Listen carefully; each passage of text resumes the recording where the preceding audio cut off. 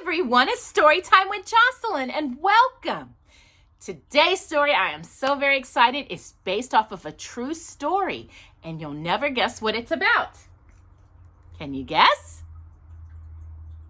An elephant! Yes, this is Jocelyn's stuffed elephant that she got from the Houston Zoo. And we're sharing a story about a true elephant, actually elephants today, because next week we're going to be reading her favorite story, Disney movie / book, Dumbo. So I hope you'll join us next Friday for that. So today, let us begin by reading a story called The Elephant Whisperer, and it's out of Jocelyn's Animal Stories, True Animal Stories collection book. Let us begin. Long ago, the mighty Zulu warrior King Shaka had a private hunting ground called Trula Trula. It consisted of 5,000 acres of South African land. Over the years, Trula Trula became a game preserve that was eventually bought by a famous conservationist known as the Elephant Whisperer. Sorry about that. His real name was Lawrence Anthony. He and his wife, Francia, made Trula Trula their home.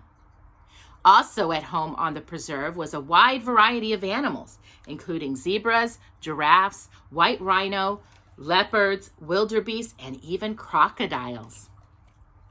One day in 1998, Anthony was called by an elephant welfare organization to adopt a herd of rogue elephants on another game preserve some 600 miles to the north. These elephants were troublesome, the caller said. How troublesome? Over and over, the elephants had broken through the preserve's electric fences. The matriarch, the female herd leader, twisting the wire with her tusks until the wire broke. Then the entire herd raced away, trampling fences and wandering onto farmland and destroying crops.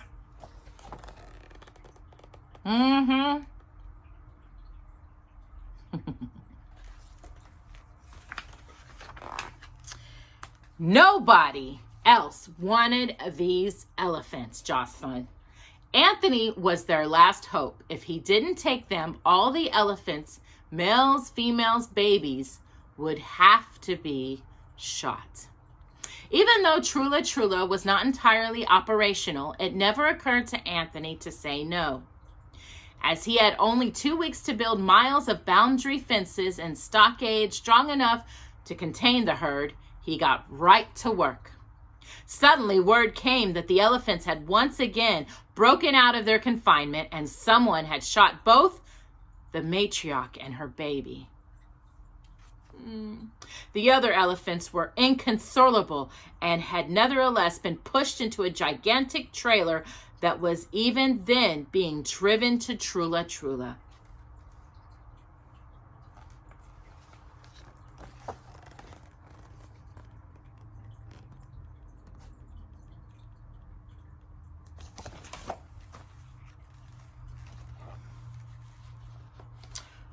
When they arrived,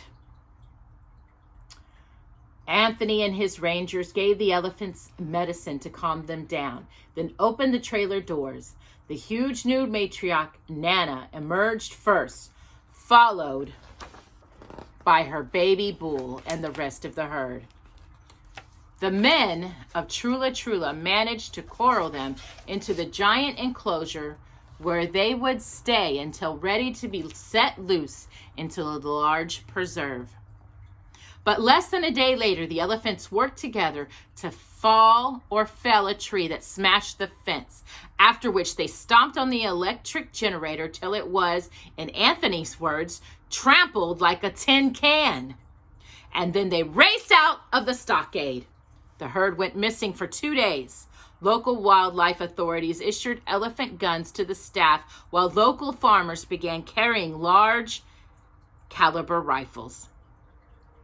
It was only a matter of time before all the elephants would be wiped out unless they could be made safe in Trula Trula.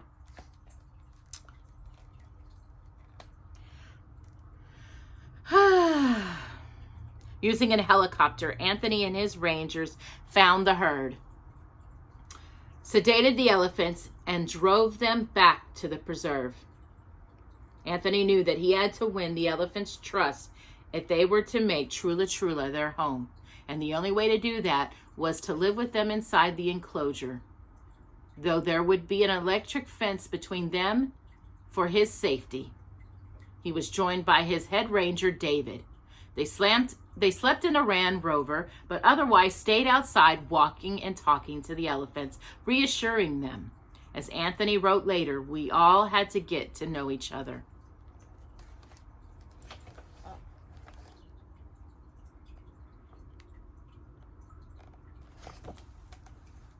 A month went by, and Anthony hoped his plan was working, Jocelyn.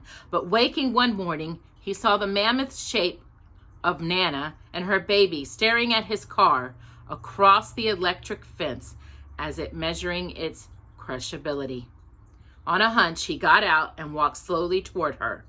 He trusted her, trusted the bond forming between them. Nana reached carefully through the fence with her trunk. Anthony stood his ground. Nana's trunk explored his head, his hair, and his clothes. In turn, he touched her trunk with his hand gently. It was the moment things changed for them. In some strange way, they'd become friends. In the years that followed, the elephants remained in the Trula Trula Preserve, though they often ranged to the far reaches of the territory, and they always came back to Anthony's house, sometimes all but going into his living room. When Nana gave birth to a son, she came right to the house to show off her new calf. When Anthony's first grandchild was born, he showed the baby to Nana.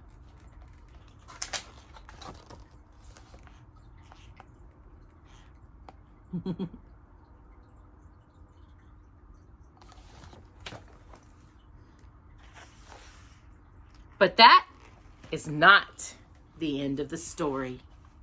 Lawrence Anthony died young at age 61, and the elephants of Trula Trula walked for 12 hours through the Zula land bush to reach the house. The herd arrived on the Sunday after he died. They stayed for 2 days, mourning him. How did they know that he had died? It's a great mystery, but Anthony's sons and wife witnessed their mourning and were grateful that their huge friends had come to say goodbye.